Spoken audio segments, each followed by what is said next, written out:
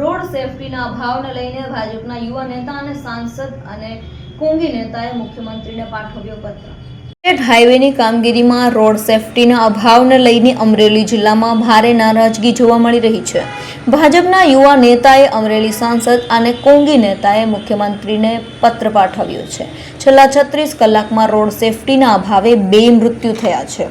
2 દિવસ પહેલા લાલાવદર નજીક બાઇક નીચે ખાબકતા એક યુવકનું મોત થયું હતું તો હજુ ગઈકાલે જ સલડી નજીક બ્રિજને કામમાં રોડ સેફટી ન લગાવવાના કારણે લોખંડનો સળિયો આરપાર ઘૂસતા એક યુવકનું મોત થયું હતું।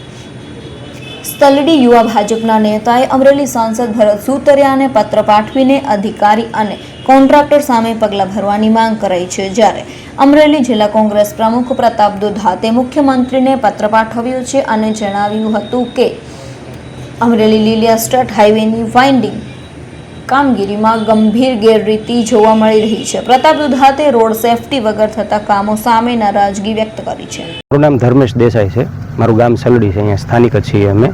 ગઈકાલે સાંજે 8:30 વાગે આજુબાજુ આમથી એક બાઇક સવાર આવતા હતા અને એ અહીંયા પુલમાં નીચે પડી ગયા હતા અને સરિયો જે છે એ માથામાં આરપાર નીકળી ગયો હતો। પછી ગ્રામજનો દ્વારા અમે રેસ્ક્યુ કર્યા, એક ભાઈને બોલાવીને ગ્રાઇન્ડર મશીન લઈને સરિયો કાપ્યો અને સરિયાની સાથે જ એને 108માં અમરેલી વધુ સારવાર અર્થે ખસેડવા આવ્યા હતા।